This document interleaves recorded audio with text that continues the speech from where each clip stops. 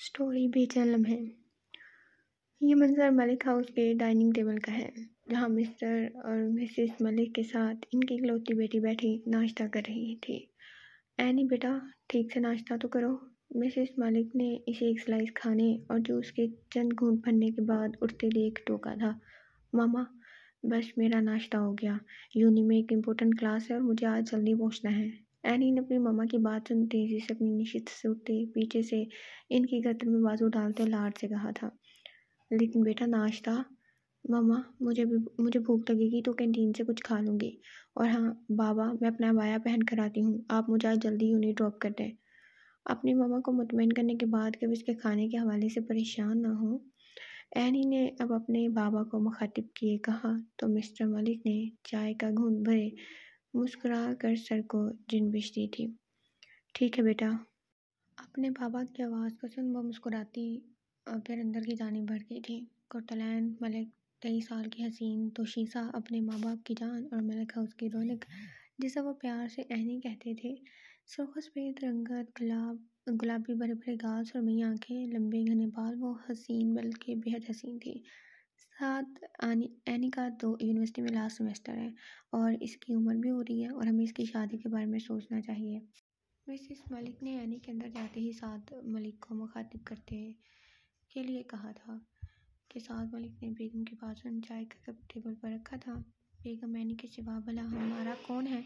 इसे भी इतनी जल्दी ब्याह देंगे तो अकेले रहना मुश्किल हो जाएगा। साथ मलिक ने इमोशनल हुए हमेशा वाला जवाब दिया था। मिसेस मलिक अक्सर एनी की शादी के हवाले से बात करती रहती थी, लेकिन साथ मलिक का दिल इस बात के लिए नहीं मान रहा था कि वह अपनी जान, अपने इस घर की रौनक को किसी के हवाले कर दे। साथ आज नहीं तो कल एनी की शादी होनी है और रही बात अकेले रहने की, तो हाँ ये सब मुश्किल ज़रूर है, लेकिन कभी ना कभी तो ये वक्त आना ही है। मिसेस मलिक के लहजे में भी उदासी थी, लेकिन वो यूँ अकेले होने के डर से अपनी बेटी को घर पर बिठाए तो नहीं रख सकते थे ना। वो चाहती थी कि एनी की बहुत अच्छे घर में शादी हो जाए और वो इसे खुश देखें। अच्छा ठीक है, हम इस बारे में बाद में बात करेंगे, अभी एनी आ रही है। साथ मलिक ने सामने से एनी को आते देख मिसेस मलिक को रोका था कि वो मज़ीद इसकी शादी के बारे में अब कोई बात नहीं करेंगे, क्योंकि इनकी तरह इनकी बेटी भी शादी के नाम पर उदास हो जाया करती थी। वो भी अपने माँ बाप को और इस घर को छोड़कर कहीं नहीं जाना चाहती थी। खैर, एनी की पढ़ाई ख़त्म हो रही थी तो मिसेस मलिक ने इरादा कर लिया था कि वह कहीं ना कहीं इसका रिश्ता तय कर देंगे और फिर कुछ अरसे के बाद शादी कर देंगे। ओके मामा, अल्लाह हाफिज़, अपना ख्याल रखिएगा। एनी ने अपनी मामा को खुदा हाफिज़ किया और फिर अपने बाबा के साथ यूनिवर्सिटी के लिए निकल चुकी थी। साथ मलिक ने एनी को यूनिवर्सिटी ड्रॉप किया और गाड़ी को अपने ऑफिस के रास्ते पर डाला था। एनी यार, पढ़कर कौन सा ऑफिसर लग जाना है हमने। खुद तूने अपनी नींद ख़राब की, मुझे भी इतनी सुबह यूनिवर्सिटी बुला लिया है। माहिरा, जो कि एनी की बेस्ट फ्रेंड थी, अपनी आंखों को मलते नींद से भराई आवाज़ में कहा था। वो एनी के मुकाबले में पढ़ाई में कुछ चुस्त, लेकिन एनी ये ज़बरदस्ती से अपने साथ हर क्लास में रखती थी। आज भी इसने खुद तो जल्दी आना था, लेकिन साथ काल के माहिरा को भी बार बार ये याद करवाया था कि आज इसे जल्दी यूनिवर्सिटी पहुंचना था। ऑफिसर तो नहीं लगना मुझे, लेकिन हाँ अपने बाबा के साथ इनका ऑफिस ज़रूर संभालना है और इसके लिए पढ़ाई बेहद ज़रूरी है। और तुम भी कुछ पढ़ लिया करो नकम्मी, अपने ग्रेड्स देखें।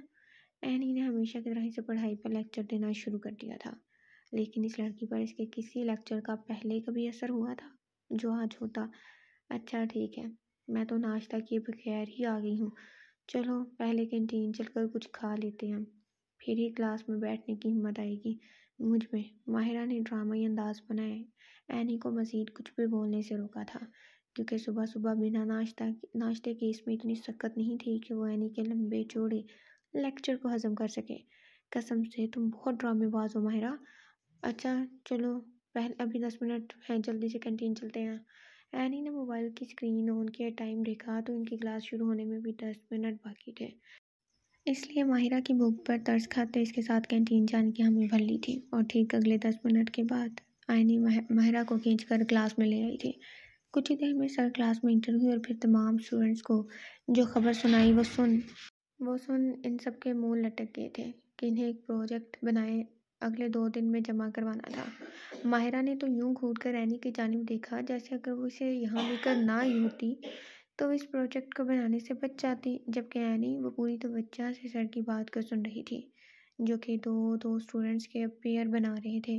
और माहिर अब दिल ही दिल में दुआ कर रही थी कि इस प्रोजेक्ट में इसे एनी का साथ ही मिले। मेरा तो आज का दिन ही खराब था। वही हुआ जिसका माहिरा को डर था कि इसे माहीन के साथ ये प्रोजेक्ट बनाना था और माहिरा को अरहम के साथ। अरहम का नाम सुन माहिरा ने भी सर झटका था।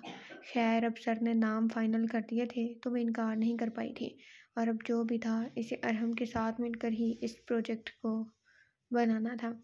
जबकि अरहम वो कुछ फासले पर पुरसुकून से अपनी सीट की पुश्त से टेक लगाए बैठा था, यूं जैसे इसे इस नाम से कोई भी फर्क न पड़ा हो। माहीन और माहिरा वो दोनों तो सर जोड़े बैठे अपने प्रोजेक्ट को डिस्कस करने लगी थी, जबकि एनी ने गर्दन तिरछी किए खुद से कुछ फासले पर बैठे अरहम को देखा था, जो अभी भी पुरसुकून अंदाज में बैठा था। अच्छा भला जानता भी था कि इस प्रोजेक्ट को इसे एनी के साथ मिलकर बनाना था, लेकिन इसकी पुरसुकून अंदाज को देख एनी को यही लगा कि जैसे इस प्रोजेक्ट में इसे कोई इंटरेस्ट ही नहीं। खैर हमेशा की तरह वो अपने हर प्रोजेक्ट को 100% देना चाहती थी, इसलिए कुछ देर के बाद ये फैसला किया कि वो खुद ही अरहम के पास जाए, इसे इस प्रोजेक्ट के बारे में डिस्कस करे, क्योंकि इसके पुरस्कुर अंदाज को देख एनी को कहीं से नहीं लग रहा था कि वो खुद चलकर इसके पास आएगा। एनी की तरह अरहम भी बहुत अच्छा स्टूडेंट था, लेकिन आज तक इनकी कभी आपस में बातचीत नहीं हुई थी। अस्सलाम वालेकुम भाई। एनी ने खुद जाकर अरहम से बात करने का फैसला कर लिया था, लेकिन अब इसे समझ नहीं आ रही थी कि इसे क्या कहकर मुखातिब करे, इसलिए इसे भाई कहना ही मुनासिब लगा कि अपने करीब से सुरीली आवाज़ को सुन और फिर इसके तरह मुखातिब को सुन। अरहम खान के माथे पर बल नमूदार हुए थे। इसने अपनी सहर अंगेज शहद रंग आंखें उठाए खुद से कुछ फासले पर खड़ी सरता पैर पर्दा में मौजूद इस लड़की को देखा था, और फिर अपनी गर्दन वहाँ मोड़े ये समझने की कोशिश कर रहा था क्या वाकई इस हिजाबन लड़की ने इसे बुलाया था, वो भी भाई कहकर। क्या तुम मुझसे बात कर रही हो? अरहम के लहजे में तशवीश थी कि इसकी रोबदार बारोब संजीदा आवाज़ को सुन एनी ने बेसाख्ता ही थूक निकला था। जी भाई, वो सर ने कहा कि वो प्रोजेक्ट हम दोनों साथ। शट अप भाई, नहीं हूँ मैं तुम्हारा।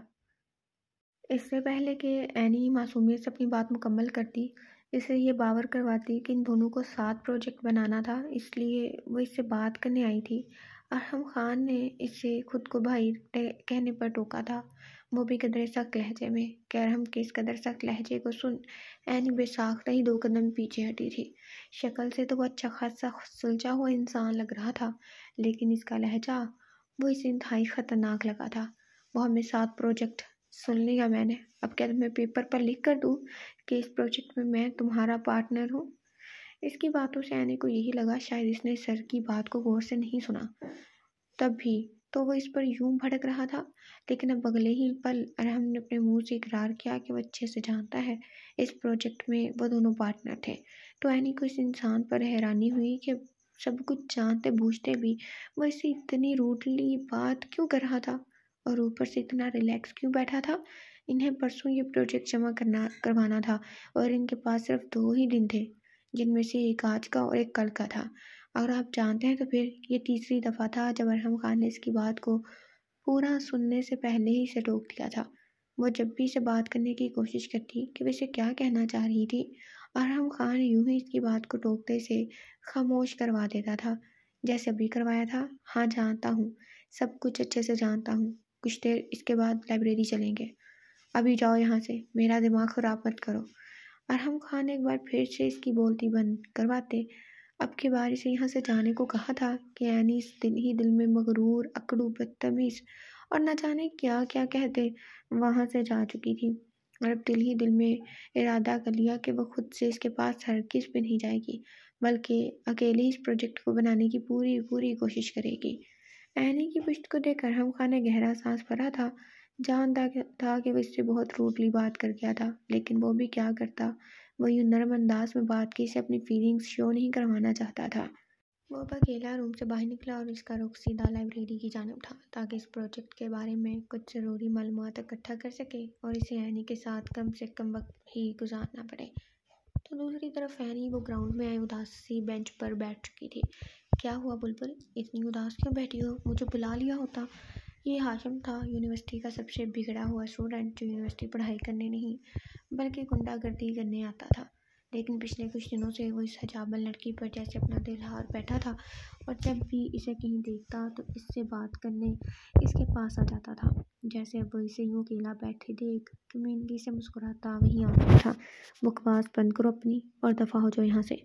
इसने जैसे ही अपना चेहरा उठाया देखा तो हाशिम को यूं बेबाकी से खुद की तरफ देखता पाकर दो बदो जवाब दिया था। यूनिवर्सिटी का तकरीबन हर स्टूडेंट ही इससे परेशान था, लेकिन अमीर बाप की बिगड़ी औलाद होने की वजह से कोई इससे पूछने वाला ही नहीं था। कई स्टूडेंट्स ने प्रिंसिपल ऑफिस में भी शिकायत की थी, लेकिन प्रिंसिपल सर ने हाशिम को कुछ कहने के बजाय उल्टा इन स्टूडेंट्स को ही समझाया था कि वे इससे दूर ही रहा करें। इसलिए एनी भी पिछले कुछ दिनों से इसे इग्नोर ही कर रही थी कि वो इसके मुंह नहीं लगे। लेकिन आज अरहम का गुस्सा शायद नहीं, यकीनन वो इस पर निकालने लग गई थी। अरे लड़की, अपनी ज़ुबान को काबू में रखो। एनी का यूं खुद से इस लहजे में बात करना इसे सख्त बुरा लगा था, इसलिए अगले ही पल ज़बत से अपनी मुठ्ठियां भींचती इसे खुद से यूं बात करने से रोका था कि अरहम खान, जो कि क्लास से निकलता लाइब्रेरी की तरफ जा रहा था, इसकी नज़र सरसरी तौर पर इन दोनों पर जा ठहरी थी। और फिर वो अपने कदम उठाए इन दोनों की जानिब आ गया था। तुम यहाँ क्यों बैठी हो? चलो लाइब्रेरी में, इस प्रोजेक्ट को स्टार्ट करते हैं। हाशिम को मुकम्मल तौर पर इग्नोर करते अरहम खान ने एनी को मुखातिब किए कहा। तो यूँ अचानक अरहम के आने पर एनी को कुछ तसल्ली हुई थी, और वो हाशिम को मज़ीद कोई जवाब देने के बजाय फ़ौरन से उठ खड़ी हुई। हाँ, वो अरहम से ये कहना तो चाह रही थी कि अभी कुछ देर पहले तो इसने कैसे इसे डांट कर भेज दिया था, लेकिन इस वक्त इसे अरहम के साथ जाना ही मुनासिब लगा था। इसलिए अपना बैग संभाले उठी और फिर तेज़ी से अरहम खान के पीछे ही चल दी थी, जबकि हाशिम की नज़रों ने दूर तक इन दोनों का पीछा किया था। अच्छा, तो इसलिए ये लड़की मुझसे सीधे मुंह बात नहीं करती कि इसका दिल कहीं और लगा है। खैर कोई बात नहीं, हाशिम इतनी आसानी से किसी को नहीं छोड़ता। वो अपनी शैतानी दिमाग में न जाने क्या सोचता सीटी की धुन बजाए वहाँ से जा चुका था। ज़बान तो वैसे काफ़ी चलती है तुम्हारी, इसके सामने क्यों भीगी बिल्ली बनकर बैठी थी? अरहम खान ने कुछ फासले पर रखते इसे अपने पीछे तेज तेज कदम उठाते आता देख अपने दोनों हाथ सीने पर बांधे इस्तफसार किया था। हाँ, इसने हाशिम के बारे में कुछ अच्छा नहीं सुन रखा था, और इसका यूं एनी के इर्द गिर्द होना इसे सख्त नागवार गुजरा था। लेकिन वो इस बात का एहसास एनी को दिलाना चाह रहा था कि इसे आज अपने लिए स्टैंड लेना चाहिए था। आपकी इत्तला के लिए बता दूं कि मैं इसे अच्छा खासा जवाब दे चुकी थी, वो तो आप दरमियान में आ गया वरना। एनी, जो कि हाशिम को यूं अचानक अपने सामने देख वाकई में भीगी बिल्ली बन चुकी थी, अरहम खान के यूं कहने पर अब फ़ौरन ही बात को बदलना चाह रही थी।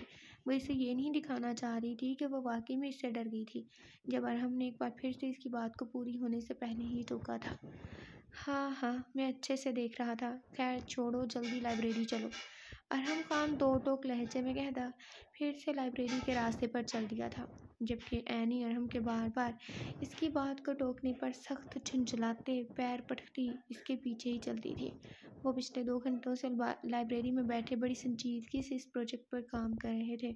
अरहम खान वक्तन फ़वक्तन इसके नकाब में छुपे चेहरे पर एक सरसरी सी निगाह डालता और फिर से किताबों पर झुक जाता था, जबकि एनी वो बड़े हमाक से अपने काम में मसरूफ़ थी कि अरहम खान ने इसे कुछ पॉइंट्स लिखने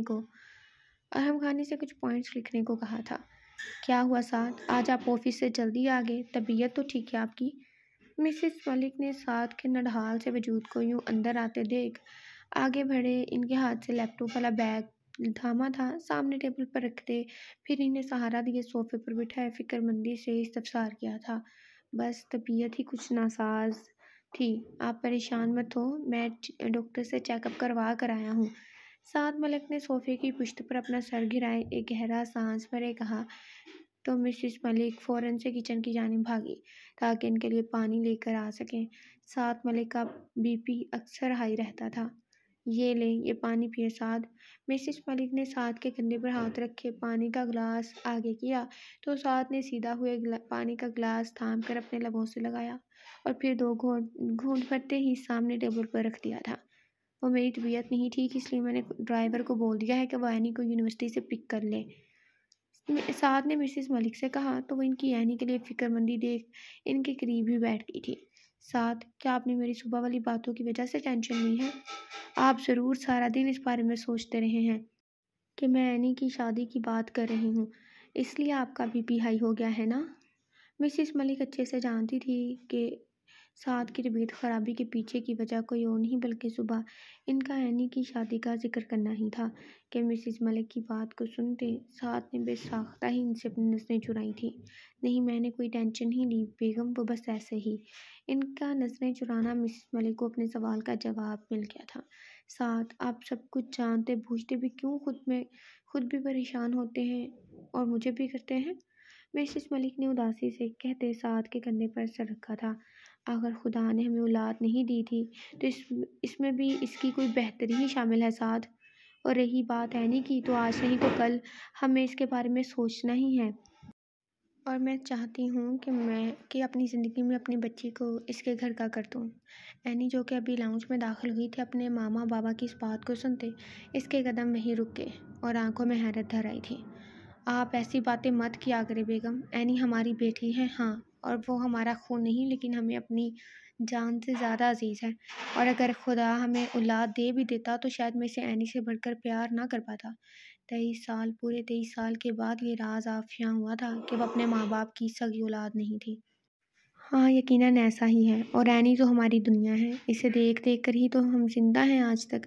मिसेस मलिक की आंख से एक आंसू लढ़क कर इसके गाल पर गिरा तो वो इसे फ़ौरन ही साफ करते संजीदा हुई थी कि साद की तबीयत पहले ही ख़राब थी और इस पर वो ऐसी बातें किए इन्हें मज़ीद परेशान नहीं करना चाहती थी।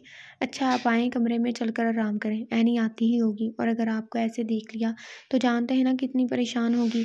क्या आप अपनी बेटी को परेशान करना चाहते हैं? मिसेस मलिक ने अपने लहजे को कदरे नॉर्मल रखे कहा तो साद मलिक ने नम आंखों से नफ़े में सर हिलाया था कि इन्हें वो हरगिज़ भी अपनी बेटी को परेशान नहीं करना चाहते थे। मैं कमरे में ही चलता हूँ, आप ऐसा करें कुछ खाने को ले आएं ताकि मैं दवाई खा लूँ। साद मलिक मिसेस मलिक से कहते अपने कमरे की तरफ चले गए जबकि एनी साक्षी कितनी ही देर वहीं खड़ी हो रही थी। इतना बड़ा सच जानने के बाद इसमें हिम्मत ही नहीं हो रही थी कि वो कदम उठाए आगे बढ़ सके। आंखों से कितने ही आंसू गालों पर बहने लगे थे। बहुत ही हिम्मत की इसने खुद को संभाला और फिर भागने के अंदाज में अपने कमरे में जाते बंद हो चुकी थी। मिसेस मलिक जैसे ही साद के लिए खाना लेने लिए कमरे में जाने लगी, इनकी नज़र लाउंज के खुले दरवाजे की जानिब गई थी। उन्होंने ट्रे को वहीं लाउंज में मौजूद टेबल पर रखा और बाहर झांका तो वहाँ गाड़ी खड़ी थी। गफूर, तुम एनी को यूनिवर्सिटी लेने क्यों नहीं गए अभी तक? मिसेस मलिक ने ड्राइवर को आवाज़ से कहा तो गफूर, जिसने अभी कुछ देर पहले ही एनी को घर ड्रॉप कर दिया था, अपनी बीबी जी की आवाज़ को सुनते आगे बढ़ा था। बीबी जी, वो मैं एनी बेटी को यूनिवर्सिटी से ले आया हूँ। ड्राइवर के इंकशाफ पर मिसेस मलिक को शदीद हैरत हुई थी क्योंकि वो एनी को अच्छे से जानती थी। वो यूनिवर्सिटी से आए सबसे पहले अपनी मामा के गले से मिली, इन्हें ढेर सारा लाड करती, फिर ही अपने कमरे में फ्रेश होने जाया करती थी। लेकिन आज वो यूनिवर्सिटी से आए इससे मिली नहीं थी। इस बात ने मिसेस मलिक को बहुत हैरान किया था। अच्छा ठीक है, तुम जाओ। मिसेस मलिक ने शौक की कैफियत में ड्राइवर को जाने को कहा और फिर वापस अंदर आए। टेबल पर मौजूद वो खाने का ट्रे उठाए साद के कमरे में गई थी ताकि इन्हें खाना खाने को दे सके और फिर अगले 5 मिनट में वो एनी के कमरे का दरवाज़ा खोले अंदर दाखिल हो चुकी थी और सामने का मंजर देख इनका दिल जैसे मुट्ठी में बंद हुआ। वह तकिए में चेहरा छुपाए रो रही थी। एनी को यूँ रोता देख कहीं न कहीं मिसेस मलिक के दिल में ये बात आ चुकी थी कि वह ज़रूर कुछ देर पहले होने वाली इनकी और साद की बातों को सुन चुकी थी। एनी मेरी जान, अपनी मामा की शफ़क़त भरी आवाज़ को सुनते एनी के रोने में मज़ीद इज़ाफ़ा हुआ था। इसने तकिए से अपना सर उठाया, अपनी मामा की जानिब नहीं देखा था। मिसेस मलिक ने एनी के कमरे का दरवाज़ा बंद किया और फिर खुद में हिम्मत जमा करते आगे बढ़कर इसे कंधे से थामा था। अपनी जानिब मुतवज्जा किया, आपने मुझसे इतनी बड़ी हकीकत छुपाई रखी मम्मा कि मैं आपकी औलाद नहीं। एनी की आंखों से धारों के धार आंसू बह रहे थे कि अभी वो रोते हुए अपनी बात मुकम्मल करती। मिसेस इसकी बात को समझते तड़प उठी थी। नहीं एनी, हम पर ये जुल्म मत करना, अपनी ज़ुबान से कभी भी ये लफ्ज़ मत अदा करना कि तुम हमारी औलाद नहीं हो। हमने तुम्हें औलाद से भी बढ़कर माना है, तुम हमारी जान हो। मिसेस मलिक ने आगे बढ़े एनी के रोते सिसकते वजूद को अपने सीने से लगा लिया था।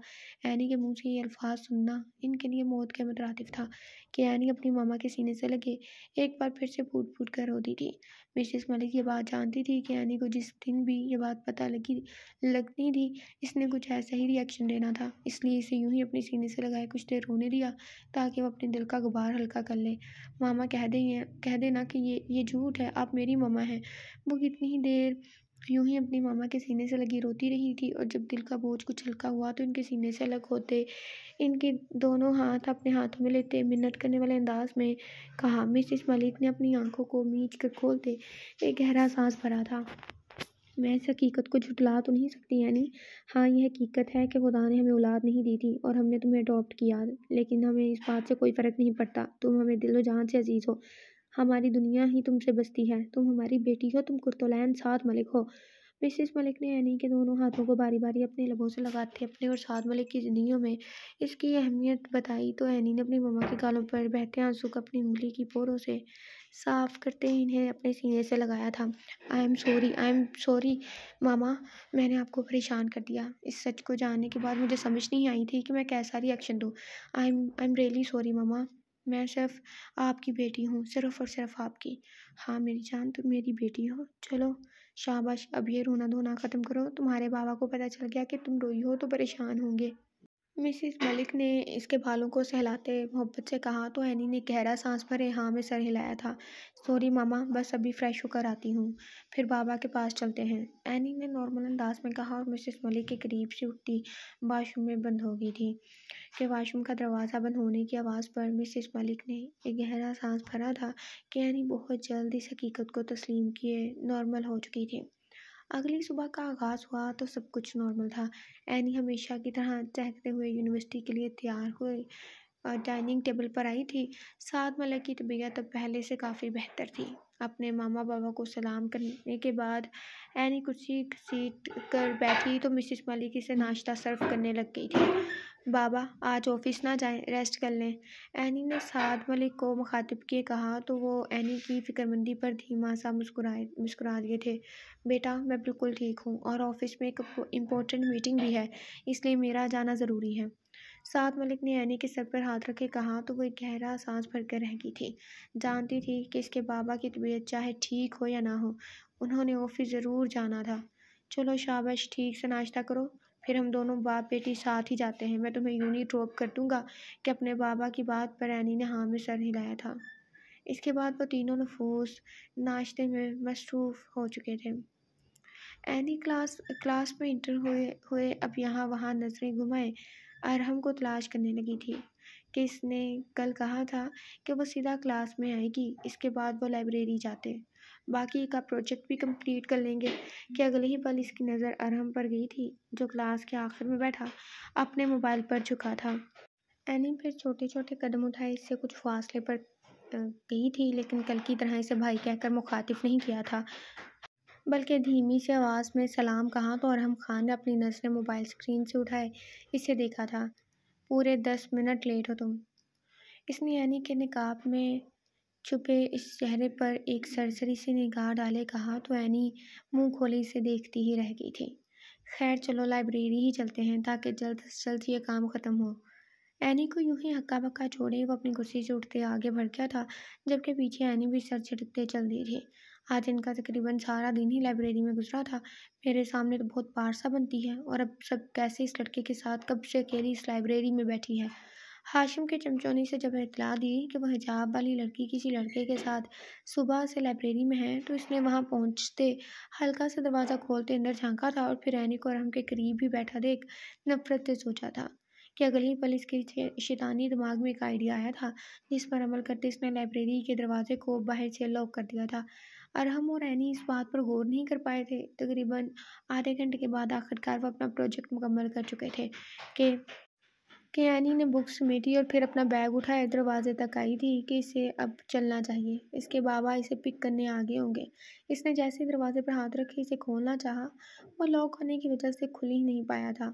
एनी ने 1 से 2 बार कोशिश की लेकिन नहीं, वो इसे खोलने में नाकाम हुई थी। इसने मुड़कर अरहम खान की जानिब देखा जो अपनी बुक समेट रहा था।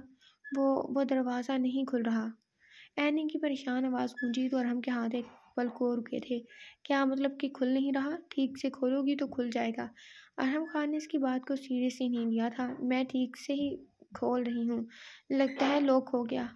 एनी ये सोच से ही परेशान हो गई थी कि वो यहाँ इस लाइब्रेरी में किसी गैर महरम के साथ बंद हो चुकी थी कि अरहम सर झटकते आगे बढ़ा था ताकि दरवाज़ा खोल सके। अरहम को यूँ अपने करीब आते देख अपने बैग पर गिरफ्त मजबूत की और वो फ़ौरन ही दरवाजे से पीछे हट गई थी।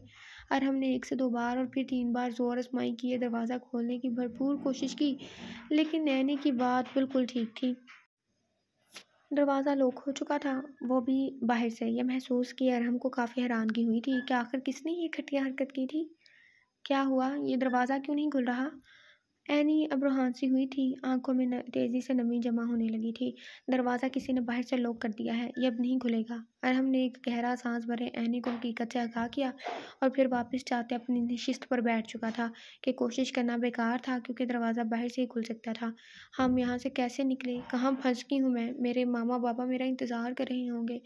वो इधर-उधर देखते, बाहर जाने का रास्ता ढूँढती, मुसलसल बोल रही थी, चेहरे पर परेशानी के तासरात हद से ज़्यादा थे। वो एक गैर महरम के साथ लाइब्रेरी में फँस चुकी थी, ये सोच इसकी जान जा रही थी। तो दूसरी तरफ अरहम खान खासा पुरसुकून नज़र आ रहा था। "कोई है बाहर प्लीज़, ये दरवाज़ा खोलो।" वो दरवाज़े पर हाथ मारे चीख रही थी कि शायद कोई इसकी आवाज़ को सुन दरवाज़ा खोल दे, जब एकदम वहाँ एक भारी और लापरवाह आवाज़ उभरी थी। "फ़ज़ूल में चीख रही हो तुम, अब तो सब यहाँ से जा चुके होंगे और वैसे भी" वो एकदम कुछ कहते-कहते रुका और फिर कदम-कदम चलता इसके करीब आए। कुछ फासले पर रुकते नकाब में छुपे इसके चेहरे को दिलचस्पी से देखा था। "मैं तुम्हें खा थोड़ी ना जाऊँगा।" इसके लहजे के गंभीरपन को महसूस करते ऐनी के पसीने छूटे थे। वो नामहसूस अंदाज में कदम पीछे लेने लगी थी। "मज़ाक कर रहा हूँ, इतना डर क्यों रही हो? मैंने अपने दोस्त को मैसेज किया है, वो बस अभी आता ही होगा।" ऐनी की आंखों में फैले डर और खौफ और इसके माथे पर चमकती पसीने की बूंदें देख अरहम खान जान चुका था कि वो किस कदर डर रही थी। इसलिए इसे मज़ीद तंग करने का इरादा तर्क किए तसल्ली थी कि इसे मज़ीद परेशान होने की ज़रूरत नहीं, अभी दरवाज़ा खुल जाना था। कि अरहम की बात को सुन ऐनी कुछ पुरसुकून हुई थी, लेकिन जब तक दरवाज़ा नहीं खुलना था इसके दिल को तसल्ली नहीं होनी थी। और अरहम के कहे के मुताबिक अगले 5-6 मिनट में किसी ने बाहर से लाइब्रेरी के दरवाजे का लॉक खोला तो अरहम ने इसे अपने साथ बाहर आने को कहा था। अभी कुछ देर पहले मैंने हाशिम को ये दरवाज़ा लॉक करते देखा था, लेकिन मुझे नहीं मालूम था अरहम कि तुम यहाँ हो। अपने दोस्त के इंकशाफ पर अरहम खान ने गुस्से से अपनी मुठ्ठियाँ भींची थी। इसे भी जैसे यही लग रहा था कि इस घटिया हरकत के पीछे ज़रूर इस हाशिम का ही हाथ होना था। और वही हुआ, ये घटिया हरकत इसी ने की थी। ऐनी को भी जब ये मालूम हुआ कि इन्हें यहाँ लाइब्रेरी में लॉक करने के पीछे हाशिम का हाथ था, तो वह परेशानी से सर झटकते तेज़-तेज़ कदम उठाए बाहर की जानिब चल दी थी। कि अभी से जल्द अपने बाबा के पास पहुँचना था कि वह ज़रूर इसका इंतज़ार कर रहे होंगे और हाशिम की हरकत की शिकायत वह प्रिंसिपल सर से ज़रूर करेगी। ऐनी दिल ही दिल में पुख्ता इरादा किए पार्किंग तक आई थी और फिर इसकी तवक्का के मुताबिक इसके बाबा वहीं गाड़ी के करीब खड़े इसके बाहर आने का इंतज़ार कर रहे थे। "ऐनी बेटा, इतनी देर क्यों लगा दी?"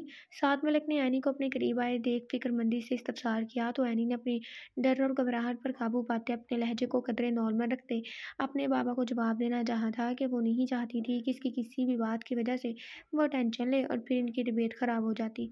"बाबा, वो कल आपको बताया था कि एक अहम प्रोजेक्ट बना रहे हैं, बस आज इसी को ख़त्म करते-करते थोड़ी देर हो गई।" ऐनी ने अपनी आवाज़ को नॉर्मल रखे कहा तो साथ मलिक ने इसके सर पर हाथ रखे हाँ में सर हिला दिया था और फिर आगे बढ़े इसके लिए गाड़ी की फ्रंट सीट का दरवाज़ा खोल दे इसे बैठने को कहा और खुद ड्राइविंग सीट पर आए थे। अब वह दोनों बाप बेटी छोटी मोटी बातें करने के दौरान कुछ ही देर में घर पहुंच चुके थे। एनी इस वाक़ये को जैसे भूल ही गई थी। वो अगले दिन यूनिवर्सिटी पहुंची तो उसे अपनी क्लास से मालूम हुआ कि कल कुछ नामालूम अफराद ने हाशिम को बहुत बुरी तरह पीटा है और वो हॉस्पिटल में है। ये सुनते ही यानी कि जहन में पहला ख्याल ही अरहम खान का आया था क्योंकि कल अपने दोस्त से ये जानने के बाद कि इन्हें लाइब्रेरी में हाशिम ने बंद किया था वह जिस कदर गुस्से में आ गया था यानी को यही लगा कि ये सब कुछ अरहम खान का ही किया धरा था। इसने क्लास में यहाँ-वहाँ नज़रें घुमाई और हमको देखना चाहा तो वह अगले ही लम्हे इसे अपनी मखसूस नशिस्त पर बैठा नज़र आया था। कैनी की नज़र जैसे ही इसके हाथ पर बंदी पट्टी पर गई, इसका शक जैसे यकीन में बदल गया था कि हाशिम को मारने वाला कोई और नहीं अरहम खान ही था। "क्या हुआ ऐनी? तुम कहाँ खो गई?" इसे यूँ किसी गैर मर्जी नुक्ते नज़र पर गौर करते देख माहिरा ने कंधा मारते मुखातिब किया तो ऐनी जैसे अपनी सोचों के भर से बाहर आई थी और फिर एक गहरा सांस भरे माहिरा की तरफ मतवज्जा हुई थी। कहीं भी नहीं, मैं तो बस ऐसे ही। अच्छा चलो यार कैंटीन चलें, मेरा कॉफ़ी पीने को दिल कर रहा है। क्या माहिरा की बात को सुन एनी ने इसके कंधे पर होली से चपत लगाई थी। तुम्हारा कुछ नहीं हो सकता माहिरा। कि इसके रिएक्शन पर माहिरा ढिठाई से मुस्कुराई और फिर वो दोनों कैंटीन की तरफ जा चुकी थी। जबकि अरहम की नज़रों ने दूर तक इसका पीछा किया था और फिर लबों पर बेसाख्ता ही मुस्कुराहट आ गई थी। ये क्या बदतमीज़ी है, रास्ता छोड़ो मेरा। तकरीबन 1 हफ्ते के बाद हाशिम हॉस्पिटल से डिस्चार्ज हुआ था और फिर अगले ही दिन यूनिवर्सिटी में पहुंचे वो एनी का रास्ता रोके खड़ा था। तुम्हारी सिर्फ और सिर्फ तुम्हारी वजह से सरहम खान ने मुझ पर हाथ उठाया था। अब इसकी सज़ा तो तुम्हें मिलेगी। हाशिम ने नफरत अमेज़ निगाहों से इसे देखते आगे बढ़े। इसकी कलाई पकड़नी चाहिए कि इसका हाथ हवा में ही रुक चुका था। एनी जो कि हाशिम की बात को सुन खौफजदा हुए पीछे हटने ही वाली थी, अरहम खान को इन दोनों के दरमियान आते देख इसका दिल पुरसकून हो गया था। वह तेज़ी से कदम उठाते अरहम खान के पुश्त के पीछे छुप गई थी। लगता है इस दिन तुम्हें जिंदा छोड़कर मैंने गलती कर दी, इसलिए तो तुम अपनी गलती दोहराने आ चुके हो। अरहम खान ने आंखों में तेजली इसे देखा और अपने हाथ में मौजूद इसके हाथ को एक जोरदार झटके से मरोड़ कर इसे दूर किया था। तेरी तो साले। हाशिम गुस्से में आए। इससे पहले कि अरहम खान पर हाथ उठाता, अरहम के भारी हाथ का थप्पड़ खाए वो लड़खड़ा कर पीछे हटा था। पार्किंग में इस वक्त अक्का दुक्का लोग ही मौजूद थे, जबकि एनी भी यहाँ खड़े अपने पापा के आने का वेट कर रही थी, जो कि शायद आज लेट हो चुके थे। अपनी गंदी नजरों को एनी से दूर रखो वरना ये आंखें निकालूंगा। अरहम खान गुस्से से धारा था। इसे हाशिम का यूं एनी के आसपास भटकना या इस पर नज़र रखना सख्त बुरा लगता था। कि एनी जो कि इसकी पुश्त के पीछे खड़ी थी, अरहम खान की बात को सुनते बेयकीनी से इसकी पुश्त को देखती रह गई। वो तो यही समझ रही थी कि वो अपनी वजह से हाशिम से यूं लड़ रहा था कि इसने इसे लाइब्रेरी में बंद किया था। लेकिन नहीं, ये इंकशाफ सुनते इसके दिल की धड़कनें तेज हुई थी कि अरहम खान ना हाशिम को इससे दूर होने को कहा था। नहीं सॉरी, हाशिम क्या कह रहा है यार, जल्दी चल यहाँ से, प्रिंसिपल सर इसी तरफ आ रहे हैं। हाशिम के हमारा दोस्तों का ग्रुप ने आते ही इसे समझाया था और फिर इसे अपने साथ ज़बरदस्ती वहाँ से लेकर जा चुके थे। तुम्हें परेशान होने की ज़रूरत नहीं, सब ठीक है। अरहम खान ने पीछे मुड़ते अपने सामने खड़े इस डरे सहमे वजूद को देख तसल्ली दिए कहा था कि इस वक्त साद मलिक की गाड़ी पार्किंग एरिया में आकर रुक गई थी और वो ड्राइविंग सीट से नीचे आए एनी की जानिब भड़के थे। अरे बेटा तुम। अरहम खान को देख साद मलिक की हैरान कुन आवाज़ गूंजी तो अरहम और एनी बैक वक्त साद मलिक की जानिब मतवज्जा हुए थे कि अरहम खान साद मलिक को देख मुस्कुराते हुए आगे बढ़े इन्हें सलाम करने लग गया था। वालेकुम अस्सलाम बेटा, क्या तुम्हें भी इस यूनिवर्सिटी में पढ़ते हो? अरहम खान इनके जिगरी यार अब्दुल्ला खान का बेटा था। साद मलिक पिछले 20 सालों से अब्दुल्ला खान को जानते थे और यूँ अरहम खान से भी वक्तन फ़वक्तन इनकी मुलाकात होती रहती थी। वो अक्सर अपने बाबा के साथ इनके ऑफिस में भी आया करता था। जी अंकल, मैं इसी यूनिवर्सिटी में पढ़ता हूँ। अरहम खान ने मोदबाना अंदाज में साद मलिक को जवाब दिया तो एनी हक्का बक्का से मुँह खोले इन दोनों को देख रही थी। ओह अच्छा, ये मेरी बेटी है कुर्तुलैन और ये अरहम खान है मेरे बहुत ही अच्छे दोस्त के बेटे। एनी की नज़रों में हैरानगी देख साद मलिक ने इन दोनों का तारुफ करवाया तो जिस कदर एनी हैरान थी अरहम खान भी ये जान कदर हैरान था कि वह साद मलिक की बेटी थी। जी बाबा, मैं जानती हूँ इन्हें, ये मेरे क्लास फेलो हैं। एनी के जवाब को सुन साद मलिक ने सर झटका। ओह अच्छा, और बताओ बेटा, सब घर ठीक है? जी अंकल। अरहम खान और साद मलिक में मज़ीद भी कुछ रस्मी बातचीत हुई। इसके बाद साद मलिक एनी को लिए वहाँ से जा चुके थे, जबकि अरहम खान वो कितनी देर यूं ही खड़ा रहा और फिर कुछ सोचते मुस्कुरा कर अपनी गाड़ी की जानिब चल दिया था।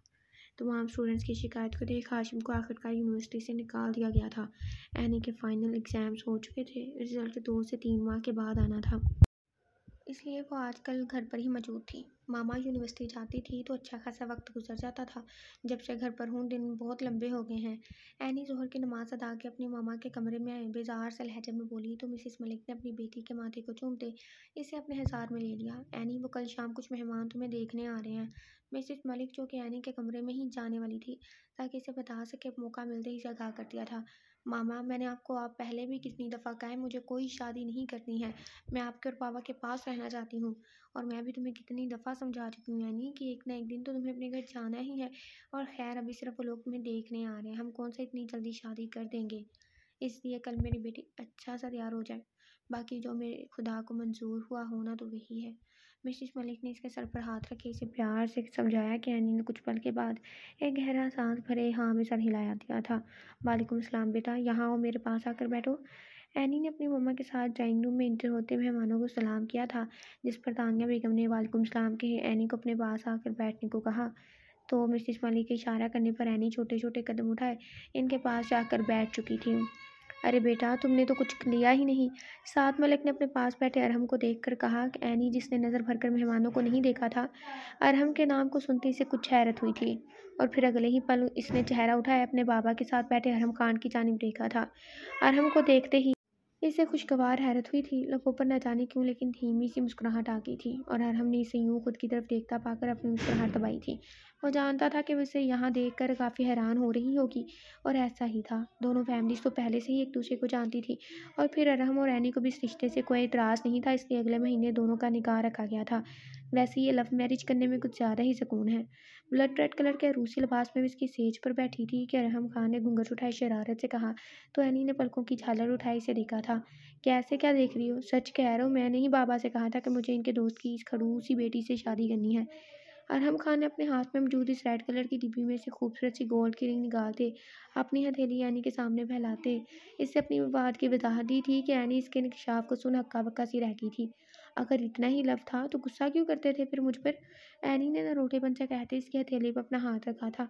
वो इसलिए कि मैं तुम्हें महरम बनाए अपने जज्बात बताना चाहता था। अरहम खान ने साफ गोई से जवाब देते इसकी उंगली में अंगूठी पहनाई थी कि इसके जवाब को सुन एनी मुस्कुरा दी थी। अरहम, अगर मैं एक बात कहूँ आपसे तो क्या आप मानेंगे? एनी ने इससे अपने दिल की बात करनी चाही थी। एक बात तुम नहीं, 1000 बातें भी कहोगी तो मैं मानूंगा। अरहम ने अपने हाथों में मौजूद इसके हाथ की पुष्ट पर झुकते अपने होंठ रखते मोहब्बत से कहा कि एनी इसके लबों की हरकत पर शर्म से अपनी नज़रें झुका गई थी। वो मैं बाबा के साथ ऑफिस ज्वाइन करना चाहती हूँ। मैं इनका बेटा बनना चाहती हूँ। एनी की बात को सुन अरहम खान के लबों पर मुस्कुराहट फैली थी। हाँ, तो इसमें भला पूछने की क्या ज़रूरत है? मेरे या मेरे मोम डैड की तरफ से तुम्हें कोई रोक टोक नहीं।